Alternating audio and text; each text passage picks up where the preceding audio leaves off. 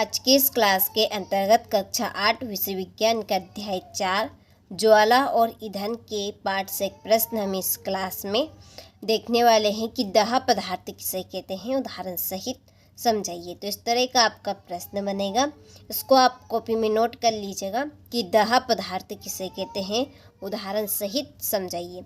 तो चलिए हम दाह पदार्थ की परिभाषा पढ़ते हैं और समझते हैं। तो देखिए यहाँ पे आप दाह पदार्थ किस तरह से हेडिंग डाल लीजिएगा, फिर इसकी परिभाषा लिखिएगा कि जिस पदार्थ का दहन होता है, क्या है, जिस पदार्थ का दहन होता है वह दाह पदार्थ कहलाता है। तो हम दाह पदार्थ किसे कहेंगे कि ऐसे पदार्थ जिन पदार्थों का दहन होता है, दहन मतलब यानी कि जो जलते हैं, उन्हें हम क्या कहेंगे, दाह पदार्थ कहेंगे। इसे हम ईंधन भी कहते हैं। ईंधन क्यों कहते हैं, क्योंकि जो दाह पदार्थ है वो आपका ईंधन का ही एक स्वरूप है, इसलिए हम दाह पदार्थ को ईंधन भी कह सकते हैं। उदाहरण पेट्रोल, कोयला, एलपीजी गैस। आपने देखा होगा पेट्रोल भी आपका जलता है, कोयला जब हम जलाते हैं तो कोयला भी आपका जलता है, एलपीजी गैस भी आपकी जलती है। तो ये आपके सारे पदार्थ क्या है, दाह पदार्थ है, जिन पदार्थों का दहन होता है। ठीक है, दाह पदार्थ ठोस, द्रव या गैस हो सकते हैं।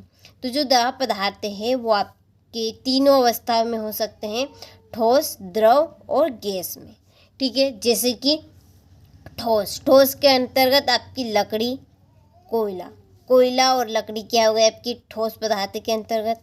द्रव में पेट्रोल, मिट्टी का तेल जिसे हम केरोसिन तेल बोलते हैं। ठीक है, गैस के अंतर्गत एलपीजी, मीथेन गैस, इसके बाद में सीएनजी गैस आप ले लीजिए, यानी प्राकृतिक गैस। तो ये आपके देखिए तीनों अवस्थाओं में यहाँ पे मैंने लिख दिया है अलग अलग करके, ताकि आपको अच्छे समझ में आए। ठीक है, चलिए दाह पदार्थ की हम दूसरे शब्दों में यहाँ पे परिभाषा देख लेते हैं एक और, कि दाह पदार्थ वे पदार्थ होते हैं जो ऑक्सीजन की उपस्थिति में आग पकड़ लेते हैं और जल सकते हैं। तो हम दाह पदार्थ किसे कहेंगे कि दाह पदार्थ वे पदार्थ होते हैं कि जो ऑक्सीजन, यानी कि ऑक्सीजन आपकी क्या है, O2। ठीक है, इसे हम क्या कहेंगे, ऑक्सीजन गैस। तो ये ऑक्सीजन गैस की उपस्थिति में आग पकड़ लेते हैं, क्या पकड़ लेते हैं, आग पकड़ लेते हैं और जल सकते हैं। यानी कि कुल मिला के बात ये है कि जो पदार्थ जलते हैं वो आपके क्या कहलाएंगे, दाह पदार्थ कहलाएंगे। ठीक है, जैसे कि आप कागज़ ले लीजिए। देखिए जब हम कागज़ को जलाएंगे तो आपका कागज़ जलेगा कि नहीं जलेगा, जलेगा। ठीक है, लकड़ी ले लीजिए, लकड़ी भी आपकी जलेगी। इसके बाद में कोयला भी आपका जलता है, एलपीजी गैस भी आपकी जलती है। ठीक है, गैस भी जलती जब हम चूल्हे के ऊपर, ठीक है, लाइटर से आग लगाते हैं तो गैस जलती है आपकी। तो ये आपके सारे के सारे पदार्थ क्या है, दाह पदार्थ हैं। ठीक है, चलिए एक रूप में और इसकी परिभाषा हम लिख सकते हैं कि दाह पदार्थ वे पदार्थ होते हैं कि जिनका दहन होता है। ठीक है, अब दहन का मतलब तो आप समझ चुके हैं कि दहन यानी कि जो जलते हैं, यानी जो जल सकते हैं। ठीक है, यही इसका आगे अर्थ है, जो जल सकते हैं, इन्हें ईंधन भी कहा जाता है। देखिए इस परिभाषा के ऊपर से हम अदाह पदार्थ की परिभाषा समझेंगे। ठीक है, तो ये परिभाषा आप जरूर याद रखिएगा कि दाह पदार्थ वे पदार्थ होते हैं जिनका दहन होता है।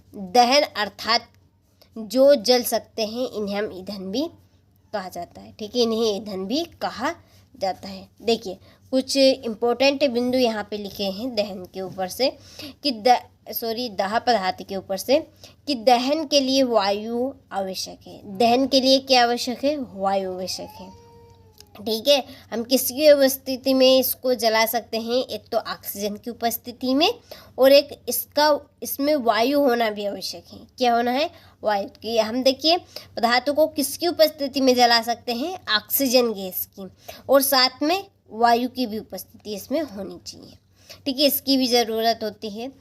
दूसरा बिंदु है कि दहन के प्रक्रम से ऊष्मा और प्रकाश उत्पन्न होता है। देखिए, जब हम किसी भी पदार्थ को जलाते हैं, जैसे कि आप लकड़ी ले लीजिए। अब जैसे कि हम लकड़ी जलाते हैं, अब लकड़ी जलाते हैं तो देखिए लकड़ी से आपकी क्या उत्पन्न होती है, आग उत्पन्न होती है। और उस आग से देखिए हमें दो चीज़ें मिलती है, एक तो ऊष्मा और एक प्रकाश। ठीक है, प्रकाश यानी कि उजाला, ऊष्मा यानी कि गर्माहट। जब हम सर्दियों के मौसम में ताप जलाते हैं तो देखिए जब लकड़ी जलाते हैं तो उससे हमें गर्माहट यानी कि हमारे जो सर्दियों के मौसम में गर्मियों के लिए हम गर्मी के लिए क्या करते हैं, आग जलाते हैं। तो उस आग से हमें गर्मी उत्पन्न होती है और साथ में प्रकाश उत्पन्न होता है यानी कि उजाला भी आता है। आप कोई सी भी चीज़ जलाएंगे तो उससे आपको दो चीज़ जरूर आवश्यक मिलेगी, एक तो ऊष्मा और एक प्रकाश। ठीक है, यानी कि उजाला और गर्माहट हमें मिलेगी। तो ये था आपका दाह पदार्थ। देखिए यहाँ पे मैंने 3 तरीके से आपको दाह पदार्थ की परिभाषा ये बताई है, पूरा समझाने का प्रयास किया है। देखिए आपको लिखनी एक परिभाषा और उदाहरण आपको लिखना है। ठीक है, चलिए एक बार और हम जल्दी से यहाँ पे दोहरा लेते हैं कि ये आपका दाह पदार्थ। इस तरह से आपको अच्छे से हेडिंग डालनी है। देखिए, जिस पदार्थ का दहन होता है वह दाह पदार्थ कहलाता है, इसे ईंधन भी कहते हैं। देखिए तीनों परिभाषाएं आपकी काफ़ी सरल और सिंपल हैं। ठीक है, अब ये इस उदाहरण को आप यहाँ पे लिख दीजिएगा। ठीक है, थोड़ा सा बड़ा हो जाएगा। तो पेट्रोल, कोयला, एलपीजी गैस। ठीक है, दाह पदार्थ ठोस, द्रव या गैस हो सकते हैं। बस केवल आपको यहाँ तक लिखना है।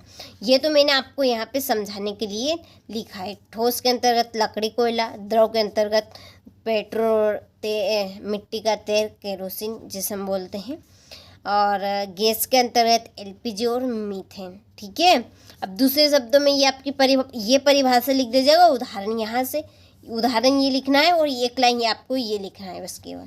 ठीक है, चलिए दूसरे शब्दों में हमारी परिभाषा क्या है दाह पदार्थ की, कि दाह पदार्थ वे पदार्थ होते हैं कि जो ऑक्सीजन की उपस्थिति में आग पकड़ लेते हैं और जल सकते हैं। ठीक है, चलिए तीसरी परिभाषा है आपकी कि दाह पदार्थ वे पदार्थ होते हैं कि जिनका दहन होता है यानी जो जल सकते हैं, इन्हें ईंधन भी कहा जाता है।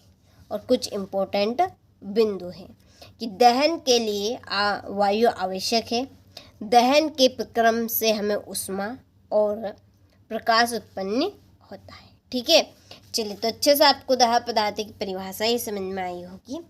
स्क्रीनशॉट आपने अच्छे से ले लिया होगा। चलिए तो आप सब मिलते हैं अगले वीडियो में अदाह पदार्थ के साथ।